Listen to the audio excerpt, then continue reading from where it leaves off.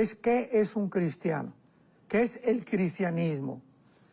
Muchas personas, ideólogos, filósofos, escritores han colocado el cristianismo simplemente como otra más de las religiones, del budismo, del islam, del zoroastraísmo, etcétera, etcétera. Es otra religión, sin saber que el cristianismo verdadero, el cristianismo bíblico, no puede estar clasificado dentro de las religiones. Vamos a ver por qué, esto es muy importante. Por esta desinformación, pues se asumen tantas cosas como, por ejemplo, que en el siglo pasado, en el siglo XX, se llegó a enseñar que la teoría de la evolución era algo científico. Cuando ya examinamos la ley de la física, la ley de la biología, la ley de la genética, que contradice la teoría de la evolución, descubrimos que cómo es posible que por más de un siglo en las universidades se haya enseñado como algo que es de carácter científico.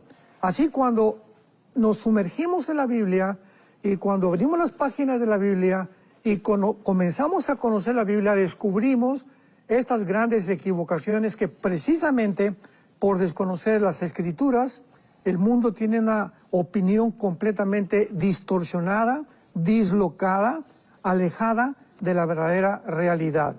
Y lo mismo es de un cristiano. Ahora, pues, ¿quién es un cristiano de acuerdo al mundo? Pues es alguien que va o es católico, o es evangélico, o es cristiano griego ortodoxo, o es mormón, porque son las cuatro ramas del cristianismo donde se deriva en lo que es la palabra cristiano. Por ejemplo, el católico, bueno, pues dice que creen en Cristo y que murió en la cruz del Calvario. Los griegos ortodoxos no se sujetan al Papa, pero también creen en algunas cosas de la Biblia. Y así se le asume a una persona que sea cristiana o simplemente por el hecho que lo hayan bautizado o que lo hayan confirmado de niño o que haya tomado la primera comunión, ya se le clasifica como un cristiano o porque haya nacido dentro de la religión popular. Muy bien. Al venir a la Biblia, que lo vamos a examinar, es muy importante, más que nada ahora, descubrir quién es un cristiano. ¿Por qué?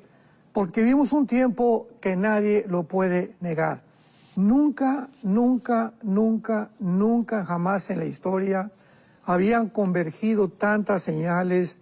Nunca jamás los cristianos habíamos sentido la impresión del Espíritu de Dios de que nos encontramos en un tiempo muy, muy peligroso, pero muy emocionante al mismo tiempo, en el que ya las pisadas de los cascos del Apocalipsis se escuchan en el cielo, en el que el mundo se está acercando verdaderamente ya a un caos, tal como la Biblia lo profetizó. Y creo que en medio de toda esta convergencia de eventos y de características que están realmente poniendo la época o colocando la época en que vivimos en un momento muy especial, llegó la hora de tú que me escuchas, de que sepas si eres verdaderamente cristiano. Porque qué susto se van a llevar millones de personas cuando venga Jesús por nosotros en el arrebatamiento o en el rapto de la iglesia, y tú te quedes y voltees y no está tu esposa o no está tu esposo, o no están tus papás, o no están tus hijos, o no están tus bebés, y descubras que realmente por el hecho que tú ibas a una iglesia y que de vez en cuando leías la Biblia, te creías cristiano y realmente nunca naciste de nuevo. Vemos pues en la segunda carta a los Corintios esta exhortación del apóstol Pablo, capítulo 13, versículo 5. Segunda de Corintios 13, 5. Dice así: examinémonos a nosotros mismos si estamos en la fe. Probémonos a nosotros mismos, o que no conocen o no se conocen a ustedes mismos que Jesucristo está en ustedes, a menos que estén reprobados. O sea, ¿qué es lo que Pablo está diciéndole a esta iglesia que estaba llena de falsos cristianos, como fue la iglesia de Corinto? Pues realmente le está diciendo hay un examen que ustedes tienen que pasar y este examen les va a ayudar para ver si lo pasaron o están reprobados.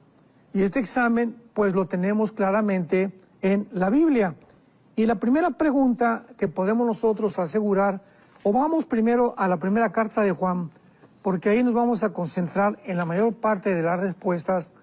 ¿Quién es un cristiano? Primera Juan, capítulo, no el Evangelio de Juan, la primera carta de Juan que casi se encuentra al final o antes del Apocalipsis.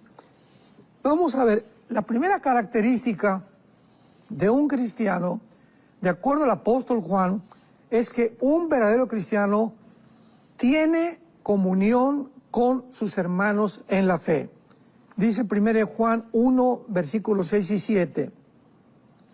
Si decimos de la boca para afuera, es muy fácil hablar, si decimos que tenemos comunión con Él, o sea, con Jesús, si yo digo, no, yo soy cristiano y amo, etcétera, etcétera, y andamos en tinieblas, mentimos y no practicamos la verdad. Pero si andamos en luz, si realmente estamos en el cristianismo, como Él está en luz, tenemos comunión unos con otros y la sangre de Jesucristo, su Hijo, nos limpia de toda maldad. O sea, vemos claramente que Jesucristo no solamente vino a darnos la vida eterna, a perdonar nuestros pecados, sino que a través de esta vida que Jesucristo nos ha venido a dar, podamos los que hemos recibido verdaderamente a Jesucristo sentir en una dimensión que podemos comunicarnos. En otras palabras, yo te podía preguntar, ¿con quién te sientes mejor? ¿Con tus amigos que no son cristianos o con tus hermanos en la fe? Porque yo conozco muchos cristianos que tienen más amigos no cristianos que amigos cristianos. Entonces hay otras personas que no les gusta ir a reuniones cristianas o tampoco se sienten bien en la iglesia. ¿Por qué? Porque no tienen comunión, no sienten esa dimensión de poder practicar, compartir con alguien que tiene la misma fe. Es la palabra cristiano, ¿verdad? El cristiano verdadero comienza a manifestarlo buscando a sus hermanos en la fe. Dice en la carta de los Hebreos, capítulo 10, versículo 24 y 25, y considerémonos unos a otros para estimularnos al amor y a las buenas obras. Un cristiano que tiene comunión con sus hermanos se siente a gusto con personas cristianas porque nos estimulamos al amor, nos necesitamos exhortar. Una persona que no sea cristiana no me va a estimular al amor ni a las buenas obras porque no tiene la vida de Jesucristo. Y dice la Biblia, el versículo 25, no dejando de congregarnos, como algunos tienen por costumbre, sino exhortándonos, tanto más cuando aquel día se acerca. El hecho que nosotros vayamos un domingo, el primer día de la semana, que fue cuando el Espíritu Santo vino, fue el primer día cuando Jesucristo resucitó, podemos descubrir nosotros que en la iglesia tenemos la comunión, comparto, me gusta estar con mi hermano Pedro, con mi hermano Pablo, con mi hermano Rogelio. ¿Por qué? Porque nos estimulamos, oye, ¿cómo estás? Te veo decaído, mira, vamos a orar, ¿cómo está tu esposa? ¿Cómo están tus hijos? Esta comunión que hay dentro de una iglesia, dentro de un conjunto de seres humanos que formamos la iglesia, es importantísimo para la vida de fe. Así creo que esto es lo que nosotros debemos de considerar en primer lugar.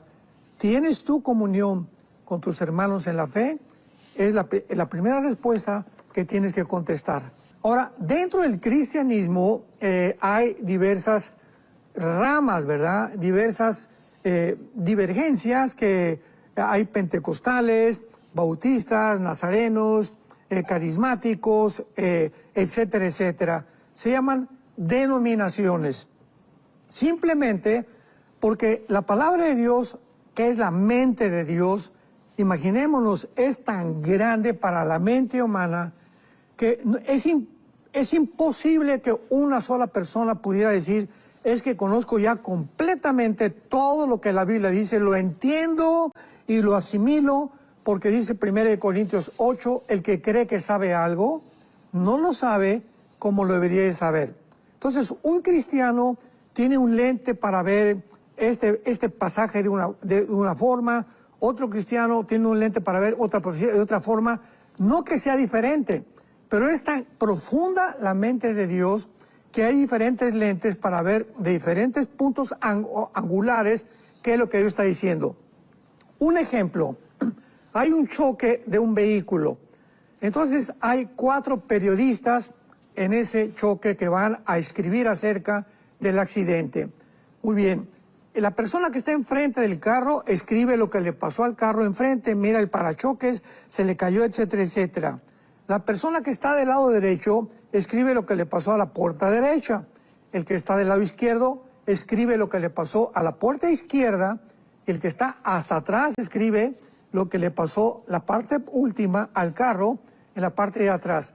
Entonces, cuando juntamos estos 4 testimonios, tenemos ya el conjunto perfecto que describen qué realmente le sucedió a ese vehículo en ese choque o en ese accidente.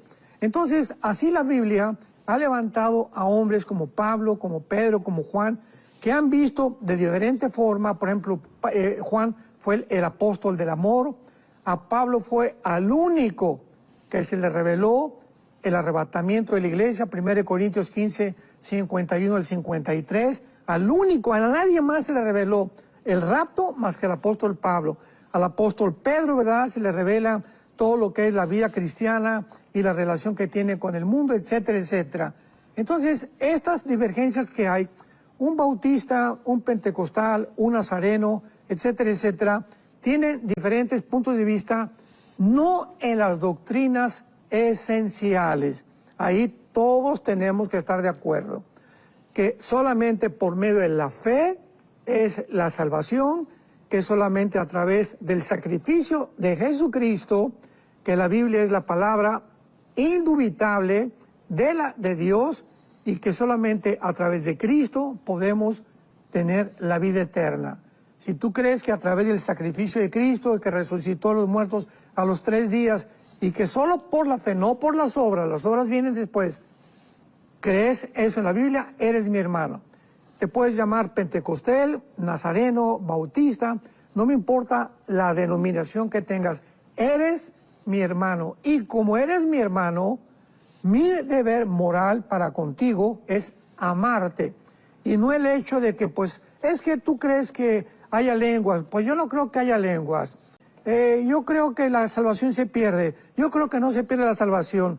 Estas diferencias que no son esenciales para la salvación, tienen que ser hechas a un lado y el amor tiene que prevalecer. Entonces mi hermano pues cree eso, ¿verdad?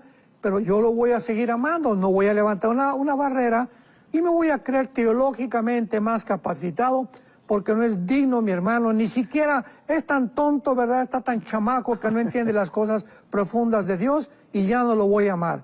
Eso es precisamente una cosa importantísima en la Biblia. Tenemos que aceptarnos, no importa la denominación. Si se está incendiando la iglesia de los pentecostales, yo soy bautista, me voy a doler tanto, porque no por la denominación, porque son mis hermanos en la fe. Entonces, cuando quitamos estas barreras y nos amamos y nos aceptamos y no estamos enfocando los cañones unos contra otros para ver, ¿y qué error cometió este hermano? ¿Y qué error cometió aquel? Y ya mira lo que dijo esto, y vamos a compararlo con esto, como están en los TikToks y en las redes sociales, es cuando entonces el diablo se mete a crear discordia entre nosotros.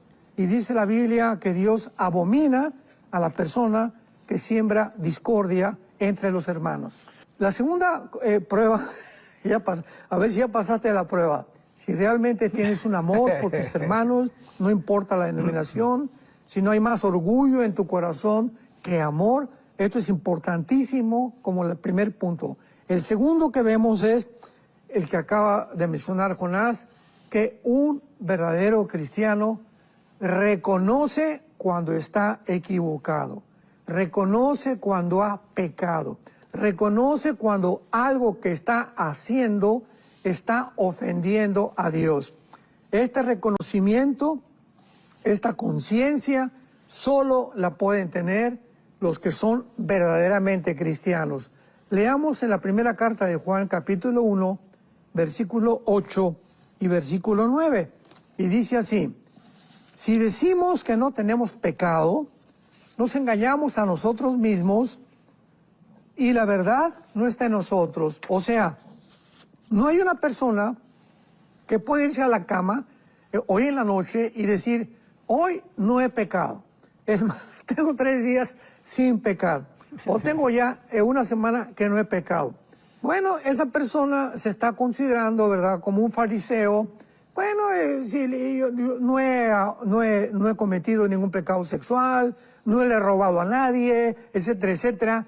Pero se nos olvida que no hay otros pecados, como la boca, ver a una mujer simplemente con los ojos de lujuria, no haber pagado una deuda que necesito pagar desde hace 2 o 3 meses, no le he pedido perdón a mi esposa hace 4 días o una semana de algo que la ofendí.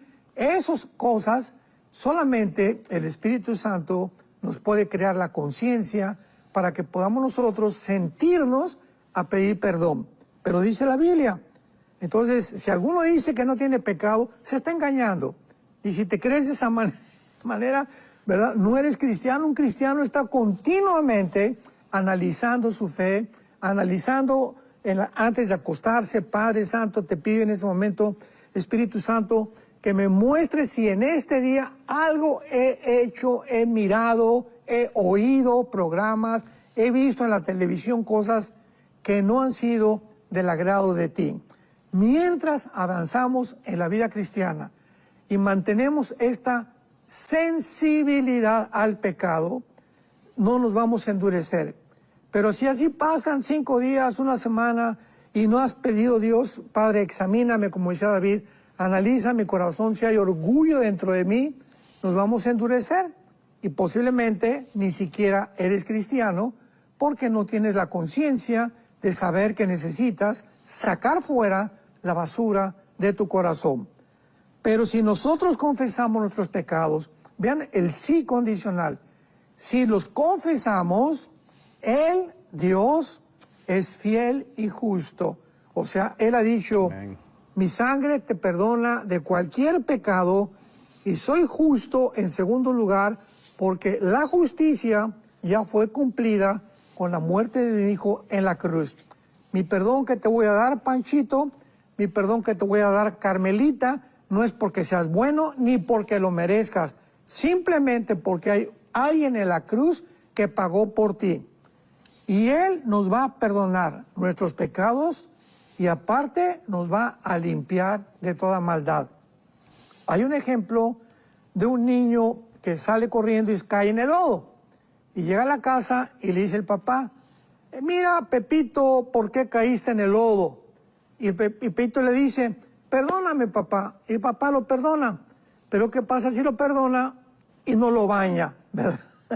O sea, el perdón va acompañado con la limpieza. No solamente Dios nos perdona, sino que nos limpia también, saca de nosotros esa basura que se llama pecado de nuestro corazón. Vemos algo muy importante en Romanos capítulo 7, que el apóstol Pablo, veamos quién escribe esto, capítulo 7 de Romanos, el más grande apóstol de Dios, uno de los santos más grandes que han existido a través de toda la historia cristiana. Veamos al punto en el que él llegó de madurez para poder escribir lo que vamos a leer. Romanos 7, versículo 15. Porque lo que hago no lo entiendo, porque no hago lo que quiero, sino lo que aborrezco, eso hago. Pablo comienza, me voy a ir deteniendo, Pablo comienza diciéndonos, hay cosas en mi vida que hago y de repente, pero ¿por qué hice eso? ¿Por qué miré a esa muchacha de esa manera? ¿Por qué le contesté a mi esposa de esa manera? ¿Por qué fumo si sé que el cigarro me está envenenando mi tráquea, mi faringe, mi lengua, mi garganta, mis pulmones, etc. ¿Por qué hago muchas cosas que yo no debería hacer? Pero las hago, dice Pablo. Y lo que no quiero, eso hago, apruebo que la ley es buena. O sea, las cosas que estoy haciendo, aunque no me di cuenta de ellas, y hasta ahorita me doy cuenta de ellas, apruebo que están escritas en la ley de Dios. Y el hecho que yo no haya pasado, lo haya pasado desapercibido, no significa que no sea malo delante de la ley de Dios. De manera, dice Pablo, versículo 17, que ya no soy yo quien hace aquello, sino el pecado que mora en mí. En otras palabras, ¡ouch! Dice Pablo, he descubierto al hacer tantas cosas imperceptibles que dentro de mí hay maldad. No se te olvide eso durante toda tu vida cristiana. Dentro de nosotros tenemos un monstruo, tenemos un poder invisible que nos lleva muchas veces, nos inclina a la maldad, a pensar, a hablar, a oír, a hacer cosas que son desagradables delante de Dios. Y dice Pablo, el versículo 18, y yo sé que en mi carne, no mora el bien. A ver otra vez, hay algo entre nosotros que se llama pecado. Número 2, hay algo entre nosotros que no habita el bien. Dentro de nosotros, si a través de los cristianos, yo como cristiano, dentro de mí, si yo me doy cuenta que no mora el bien, no me voy a cuidar.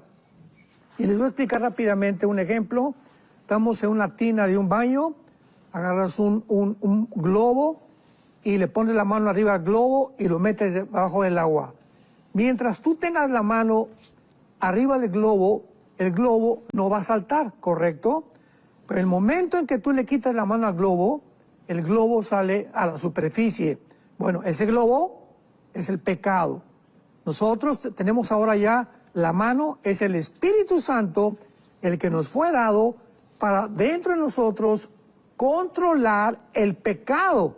Pero el momento en que nosotros descuidamos nuestra vida con Dios, descuidamos la palabra de Cristo, descuidamos la comunión con los hermanos, descuidamos no confesar nuestros pecados, ¿qué pasa? Que el pecado se manifiesta otra vez en nuestra vida. Y entonces nos preguntamos, ¿pero por qué volví a fumar? ¿Por qué volví a caer en adulterio? ¿Por qué volví a caer a engañar a mi esposa? ¿Por qué volví a robar? ¿Por qué volví a hacer estas cosas? Simplemente porque otra vez esa fuerza que no has descubierto de maldad dentro de tu corazón ha subido a la superficie y está otra vez controlándote. Tenemos que entender esto. El pecado es tan poderoso que puede volver a controlarnos por segunda vez. Y dice Pablo en el versículo 20, y si hago lo que no quiero, ya no lo hago yo, sino el pecado que mora en mí. O sea, en mi mente me dice, Armando, fumar es malo. Yo estoy consciente de eso. Las cajetillas de los cigarros dicen, es dañino para la salud. El licor tiene 15, 17 grados de alcohol. El tequila, etcétera, etcétera. Una mujer, la pornografía. Yo sé que es malo, pero ¿por qué lo hago? Porque hay una fuerza dentro de mí, el mal que mora dentro de mí, que me lleva a hacer aquello que mi mente no acepta. Entonces nos damos cuenta que hay una lucha entre la mente y entre la carne, entre el espíritu y entre la carne en el momento que nacemos de nuevo. Y entonces el cristiano es la persona que tiene una batalla, una lucha continua entre el pecado y el espíritu. Entonces me doy cuenta que estoy haciendo cosas malas, es el pecado que está entre mí. Yo no las quiero hacer. Oh, Dios mío, yo no quise ver a esa mujer así. Yo no quise hacer lo que hice ayer, pero lo hice. ¿Por qué? Porque tengo dentro de mí esa fuerza de maldad que no estoy tratando con ella. Entonces dice Pablo, para concluir, el mal está en mí, El pecado está en mí. En mí no mora el bien. Un cristiano es una persona que ha descubierto que no hay nada bueno dentro de nosotros más que la persona de Jesucristo. En tu carne no mora el bien. Nuestra carne es, ¿verdad? Y tiene la tendencia del adulterio, robar, mentir, etcétera, etcétera. Dentro de nosotros la carne sigue funcionando aún cuando somos cristianos. Entonces, esto es lo que Pablo nos revela con tanta profundidad que ni siquiera la psicología, ni la psiquiatría, ni la doctora Corazón podríamos descubrir cómo funciona el ser humano ante la vida. Entonces, Pablo termina diciendo, pero veo otra ley que se revela contra la ley de Dios y me lleva cautivo a la ley del pecado que está en mis miembros. Entonces, aquí me dice, no fumes, no hagas esto, aquí, pero dentro de mí hay otra ley que me lleva a hacer cosas que yo no quiero hacer. Entonces vemos que hay una lucha.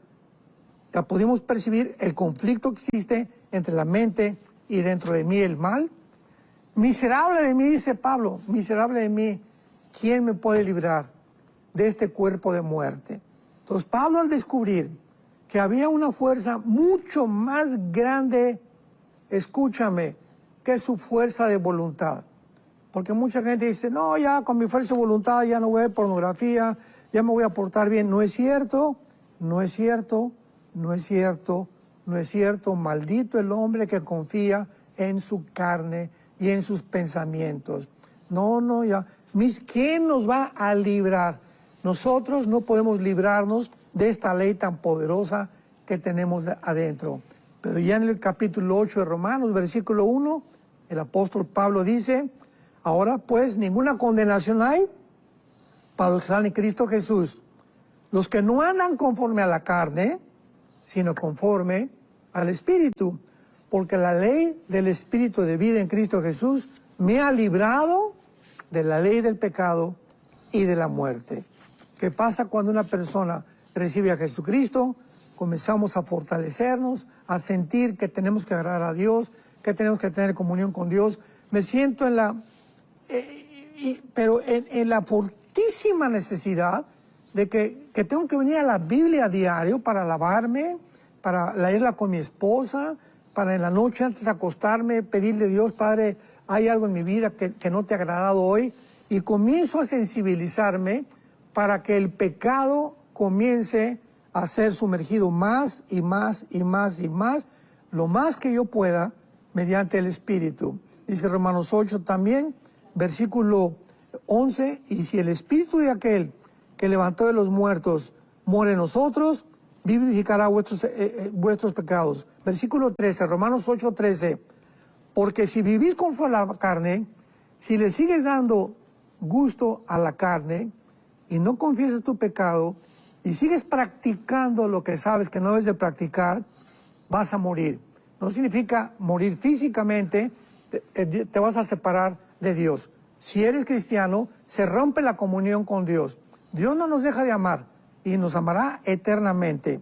Pero si por el Espíritu haces morir, si por el Espíritu haces morir, si por el Espíritu que tenemos dentro hacemos morir, nos separamos de la carne, vamos a vivir.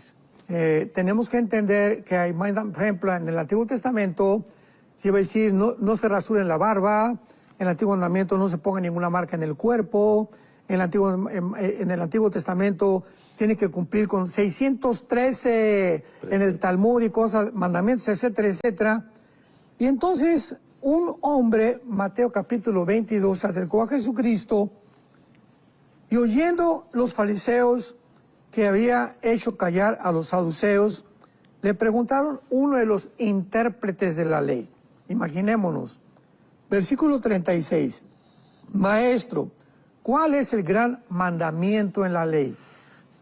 Jesús le dijo, amarás al Señor con Dios con todo tu corazón, con toda tu alma y con toda tu mente.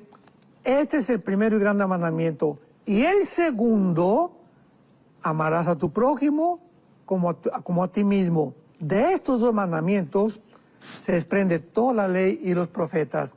Dios dice, si tú me amas a mí con todo tu corazón y me lo demuestras, porque Jesús dijo, si me amáis, guardar mis mandamientos. ¿Cuál es el primero? Amarme a mí. Si me pones a mí en primer lugar, dice Dios, y tú buscas en mi palabra siempre mi voluntad, y tienes una vida de oración que vamos a hablar más adelante conmigo, entonces es muy importante que te vas a mantener en el camino. Pero escúchame, al mismo tiempo que mantienes una relación vertical conmigo, tienes que mantener una relación horizontal con tu prójimo. Entonces no hay tal cosa como amar a Dios y deberle algo a alguien, o tener rencor contra alguien, o estar de peleonero, o estar influyendo o metiendo cizaña entre los hermanos, porque nuestra relación con mi prójimo es más importante que cualquier otra relación, y en el sentido que tenemos que, ¿cuál es mi prójimo? Bueno, mi prójimo, principalmente, ¿quién es? Mi esposa. O sea, el primer prójimo que tengo junto a mí, si soy cristiano, es mi esposa. Entonces me dice Dios, no, dice en 1 Pedro 3:18, acordémonos, no me ores ni me pidas nada si tu relación con tu prójimo está equivocada. O sea, comienza con tu esposa. Si tú tienes una relación equivocada con tu principal prójimo, que es tu esposa, entonces no vengas a pedirme nada. Ve con ella, pídele perdón, arregla tu relación y entonces podrás cumplir mis mandamientos.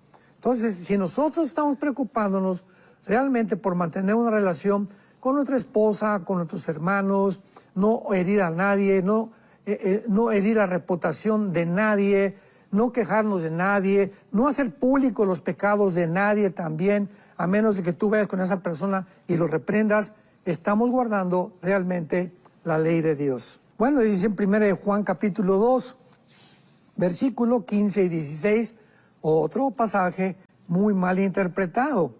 1 Juan 2, 15 al 16. No améis al mundo ni las cosas que están en el mundo. Si alguno ama al mundo, el amor del Padre no está en él. Ah, caray, qué radical, ¿verdad? Si alguno ama al mundo, el amor del Padre no está en él. O sea, no eres cristiano, definitivamente. Porque el amor de Dios es lo que caracteriza a la vida de un ser humano que tiene realmente a Jesucristo.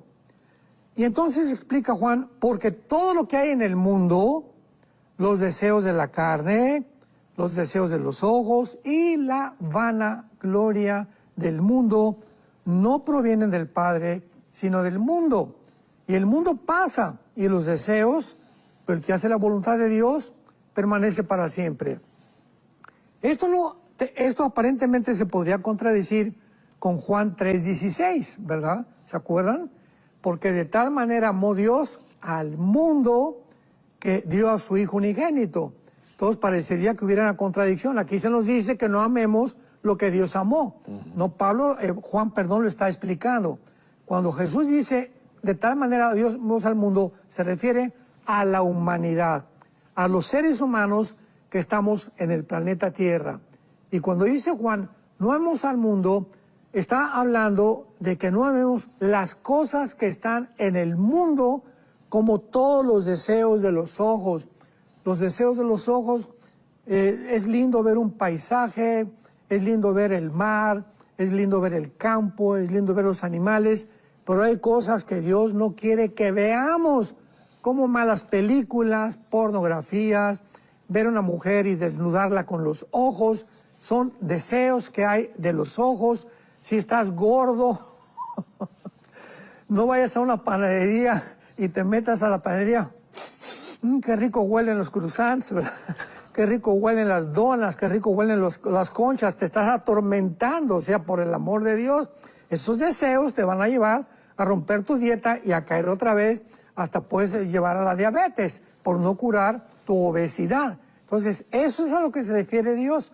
No ames las cosas que a través de tus ojos te provocan deseos insanos, y también no estés viendo pornografía ni películas sucias, porque te van a crear deseos insanos que tarde o temprano van a llevarte a una esclavitud porque todo el pecado esclaviza al ser humano. Y la vanagloria de la vida. No ames el aplauso, no ames sentarte hasta adelante de la fila para que todos te vean. No ames en una reunión ser el centro de la atracción de todos los demás.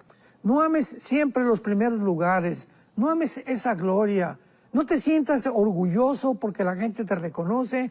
Simplemente recuerda como ese cuento que dicen que llegó una persona, ¿verdad? Y dijo, el burrito volteó, el burrito que traía Jesús al entrar a Jerusalén, le contó a su familia, oigan, vean ustedes nada más cuántas personas me estuvieron aclamando ahora. Y le contestaron sus hermanos burros, ¿qué burro eres? No es a ti al que aclamaban, sino al que iba arriba de ti. Así que siempre recordemos eso, que no es a nosotros la gloria, démosela a aquel que está dentro de nosotros, hagámonos a un lado de la cruz y no amemos las cosas que el mundo nos quiere dar. Porque todos los artistas, los cantantes, ¿verdad? Hay hasta cristianos y hay hasta personas, celebridades cristianas que aman demasiado la fama, que aman demasiado la celebridad, que hasta están buscando para tener más seguidores en las redes sociales, para poderse dar más a conocer. Esa motivación no es buena. Tenemos que hacernos siempre a un lado y dejar que Jesús viva delante de nosotros. Eso lo significa no amar al mundo. Estuve invitado una vez a la Facultad de Filosofía en la Universidad en la Ciudad de México, a la Facultad de Filosofía, y les hice una pregunta muy fácil a los estudiantes de filosofía y a los maestros también. La pregunta que les hice fue, ¿alguien de ustedes puede definir qué es la verdad? Pues imaginémonos, uno volteó, ¿verdad? Y me dijo, bueno, mire, doctor Alducin, usted puede tener una verdad que yo tengo otra verdad. Para mí, por ejemplo, soy gay y esa es mi verdad. Usted dice que no es gay, bueno, esa es su verdad. Quédese usted donde está y déjeme a mí con mi vida. Otro se levantó, bueno, es que para mí mi verdad es Buda y para usted es Cristo. Entonces, cuando entramos en un conflicto de divergencia, de opiniones de este grado, simplemente se deriva porque no conocemos los términos que estamos usando. Por eso comencé preguntándoles, definan qué es la verdad. Y comencé diciéndoles, bueno, mira, ahí para ustedes lo que me han contestado se llama una verdad relativa, que es el relativismo. El relativismo es eso que ustedes están discutiendo ahora. Pues usted tiene una verdad, Buda tiene otra verdad, Cristo tiene otra verdad, en fin, no hay una verdad absoluta que defina qué es la verdad. Entonces, si seguimos en ese campo, ¿por qué entonces los nazis en la Segunda Guerra Mundial los condenaron a muerte en el juicio de Nuremberg, 1947, cuando los generales nazis dijeron, es que para nosotros la verdad era obedecer las órdenes del Führer. Entonces, para nosotros era más importante obedecer al Führer que los millones que matamos. Entonces, en ese caso, vuelvo a repetir, si la verdad es relativa y cada quien tiene un punto de la verdad, no hay una verdad absoluta. Baja del cielo al mundo un hombre llamado Jesucristo y nos dice, yo soy la verdad. Y la verdad, la respuesta a la pregunta que les hice esta vez a estos muchachos es la siguiente. La verdad es aquello que no puede, apúntalo, es aquello que no puede estar sujeto a ningún cambio. Jesucristo es el mismo ayer, hoy y por los siglos. La verdad científica hace 20 años no es una verdad actual.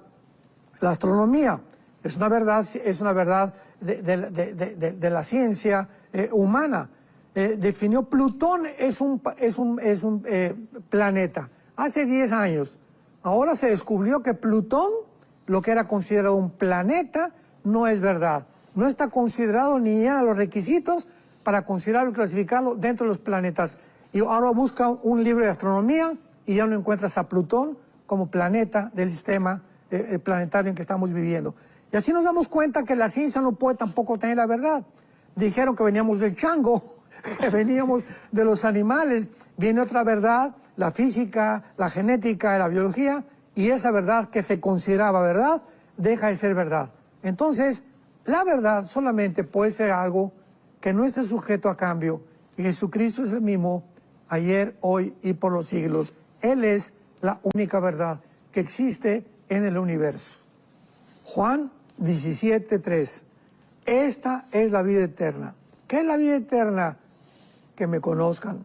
Si Jesús no hubiera descendido al mundo, los hombres mediante investigación científica o intelectual nunca hubiéramos conocido de dónde venimos, quiénes somos y a dónde nos dirigimos.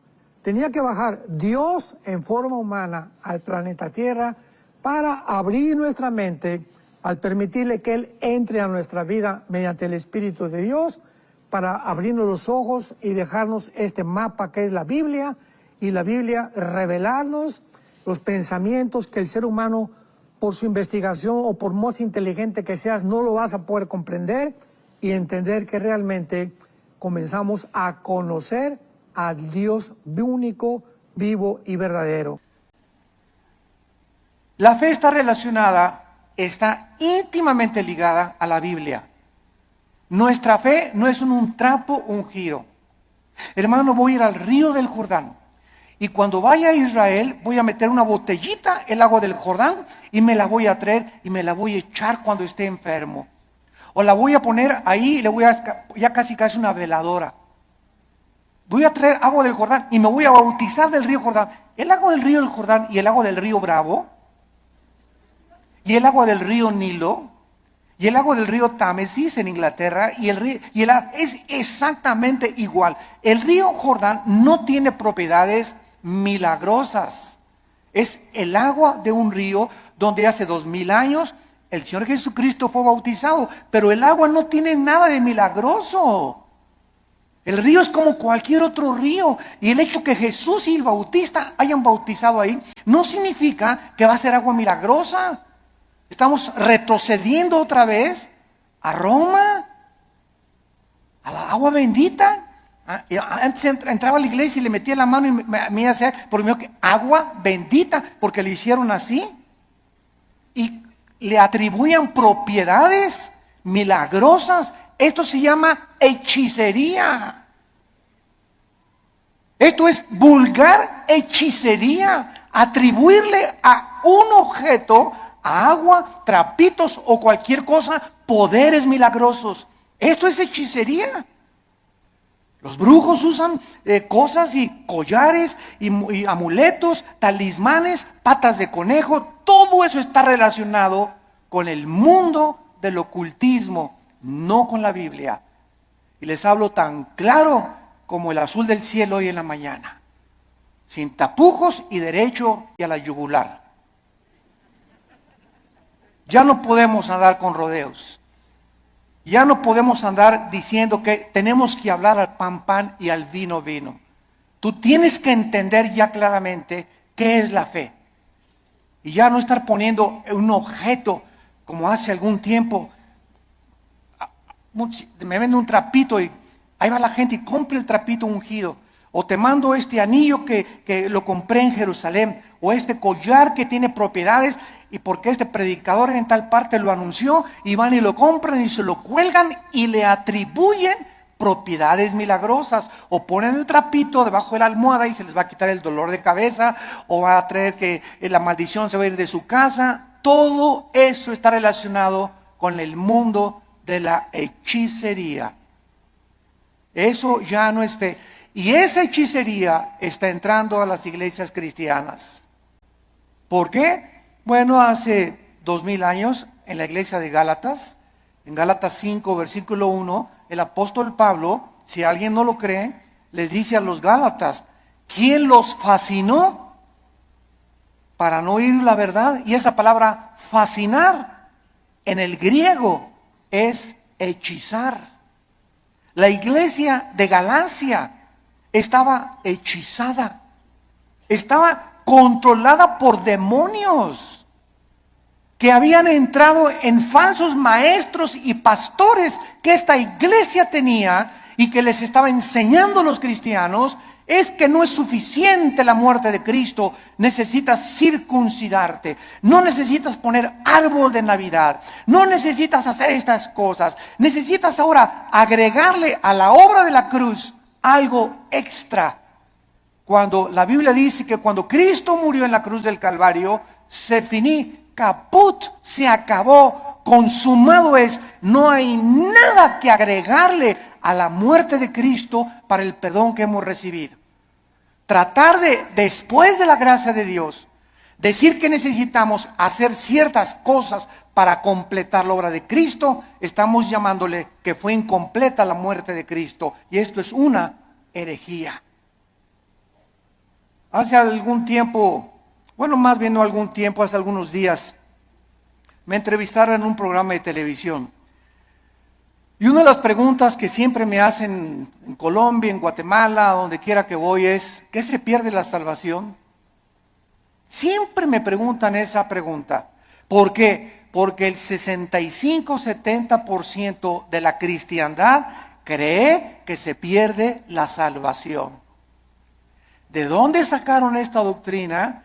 De un hombre llamado Jacobo Arminio, que enseñó, y porque hay 5 versículos de la Biblia, nada más 5 contra más de 500 versículos en la Biblia que enseñan que la salvación no se puede perder. Además que es ilógico teológicamente. Entonces, estos 5 versículos parecen enseñar que la salvación se pierde, como si que te borraré del libro de la vida y que te apartaré y la rama, Juan 15, serán cortados, etcétera, etcétera, que parece indicar que la salvación se pierde. O segunda de Pedro capítulo 2, 22 al 24, que el perro regresa a su vómito, la puerca lavada a lavarse en el lodo.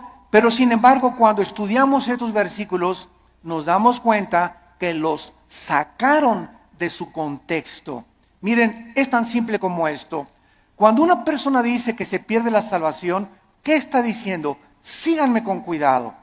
Está diciendo que al llegar al cielo, Pedro le va a decir, a ver, Pancho Pantera, ¿por qué te voy a dejar entrar al cielo? Y tú le vas a contestar, por la gracia de Dios, más me porté bien. Igual a la salvación. Esto es lo que se está diciendo.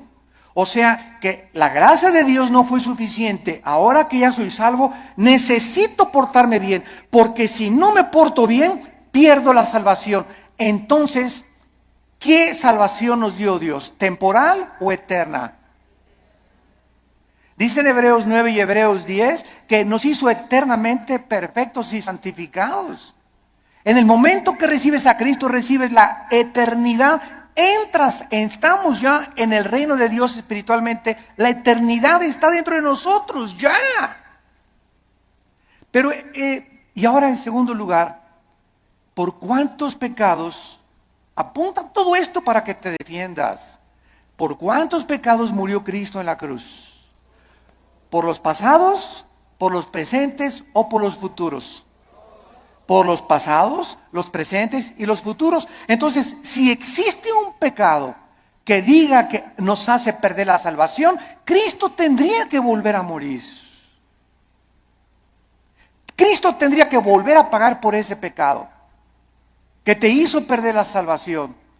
Porque la muerte de Cristo solamente te perdonó los pasados, pero los que tú cometas, tú eres responsable. Y si hay alguno que cometas, entonces Cristo tiene que volver a morir. Y entonces ya Cristo no murió por los pecados pasados, presentes y futuros, sino solamente por los pasados. Porque los que estás cometiendo, tendría Cristo que estar muriendo muchas veces para estar pagando por ellos. Ahora, si tú cometiste un pecado que te hace perder la salvación, la pregunta de los 64,000 pesos es, ¿cuál es, Pancho? ¿Qué pecado nos hace perder la salvación? Dice 1 de Juan, la sangre de Cristo nos limpia solo de algunos. Eso dice. Ni el homosexualismo, ni el divorcio, ni el transexualismo, ni el robo, ni el crimen, ni el asesinato, ninguno de estos pecados es el pecado imperdonable. Ninguno de estos pecados es la blasfemia contra el Espíritu Santo. El único pecado que no tiene perdón, no lo pueden cometer los cristianos, solo los no cristianos, que es la blasfemia contra el Espíritu, rechazar la gracia de Dios, Hechos 7, 51 y 52, que es el pecado que cometieron los fariseos. Que después de ver, después de oír al Hijo de Dios, después de oír la aplicación de la palabra, no te quiero, no te quiero, no te quiero. Pero un cristiano, 1 Corintios 12, 2, no puede por el Espíritu ni siquiera blasfemar o maldecir al Espíritu Santo. Antes de ser cristianos, todos blasfemamos el nombre de Dios. Todos blasfemamos contra el Espíritu Santo antes de ser cristianos, ¿no es verdad?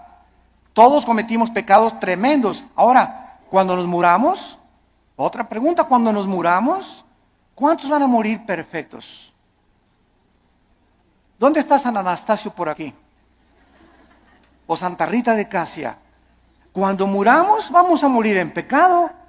A lo mejor hoy en la mañana le grité a mi esposo y me muero a las 2 de la tarde, ya me morí en pecado. A lo mejor hiciste una mentira a las 3 de la tarde y te da un ataque al corazón a las 7 de la noche, ya te moriste en pecado. Te pasaste un alto, ya te moriste en pecado si chocas. Todos nos vamos a morir con algún cierto de pecado, pero esos pecados ya fueron puestos en la cruz del Calvario. Entonces tendríamos que ir al purgatorio para pagar por esos pecados con los que morimos y no los pudimos confesar. Todo esto es absurdo y irracional teológicamente. Y podemos continuar así con los pactos, con la gracia. ¿Qué es la gracia, no? Entonces decir que se pierde la salvación es decir que es la gracia más portarme bien o hacer buenas obras para poder entrar al cielo. La fórmula está equivocada totalmente. Estás reprobado químicamente en la teología. La fórmula es la gracia más nada igual a la salvación. Las buenas obras que nosotros hacemos no son para salvarnos. Ya Cristo pagó por todas mis malas obras, pasadas, presentes y futuras. Mis buenas obras que ahora hacemos, síganme con cuidado, Virgen del Socorro. Las buenas obras que nosotros hacemos después de la salvación solamente son para la entrega de recompensas o la pérdida de recompensas en el tribunal de Cristo.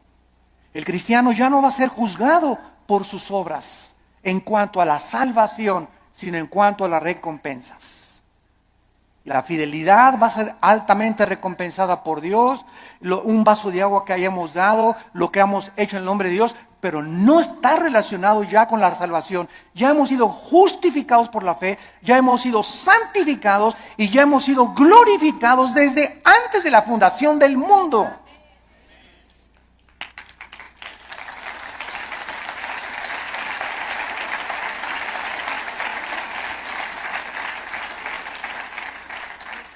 Tenemos que desenterrar otra vez la doctrina de la salvación en el siglo XXI y volverla a enseñar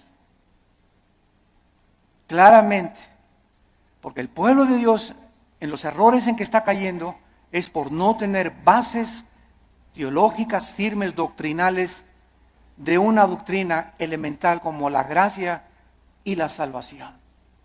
Y por todos lados, porque todo el mundo lo cree, yo también lo creo. Demuéstramelo con la Biblia. Y lo voy a creer entonces.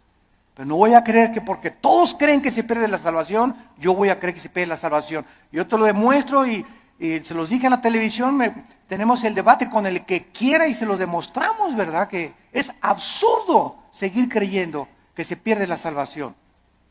Ahora muchos dicen, bueno, como ya no pierdo la salvación, me voy a portar ahora sí, lugar, vuelo a la hilacha, ¿verdad?